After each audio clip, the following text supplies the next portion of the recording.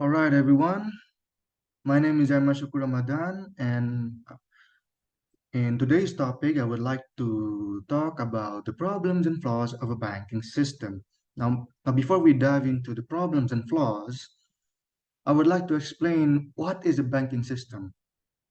What are the what type of system is a banking system? So, a banking system refers to the network of institutions, regulations, technologies, monetary circulation, and the provision of various financial services to individuals, businesses, and governments. Now, there are several problems and flaws of a banking system. However, I will only explain five of them, starting with the first one, financial instability. Banks are susceptible to financial crisis due to factors like excessive risk taking, inadequate risk management, and interconnectedness.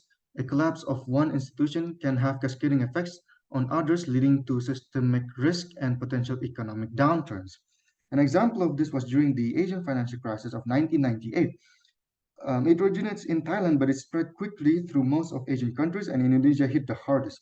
Many banks in Indonesia went bankrupt due to most businesses in Indonesia unable to pay its debts due to the crisis. Secondly, the lack of transparency of a banking system.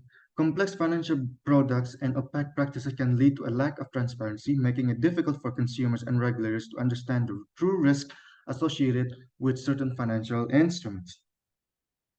What this basically means is when neither banks nor consumers do not understand the risks they're facing that are associated with financial instruments due to its complexity, this could create a confusion and errors between both parties and could create inefficiencies in the banking system. Next is inadequate regulations and oversights. Weak regulation and regulatory capture when regulatory agencies favor the interests of the industry they regulate over the public interest can lead to a risky behavior, moral hazard, and inadequate protection for consumers. This usually occurs when banks exorbitantly raise interest rates to generate more profits, which harm their clients and consumers and increases the risk of bankruptcy and other financial problems. If its consumers were unable to pay its debts and interest due to high interest rates, banks might find themselves in a difficult position over time. Cybersecurity threats. With increasing reliance on technology, banks are vulnerable to cyber attacks that can compromise customer data, disrupt services, and threaten financial instability.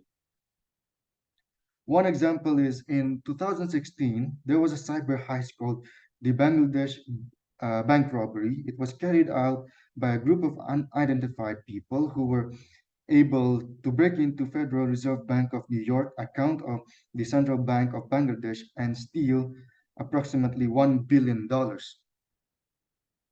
Usually, cybersecurity threat is one of the problems and flaws that happens the most common ones of a banking system. Frauds.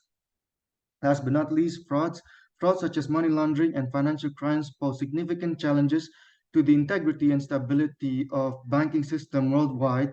These illicit activities involve the process of concealing the origins of illegally obtained money and making it appear as if it comes from legitimate sources.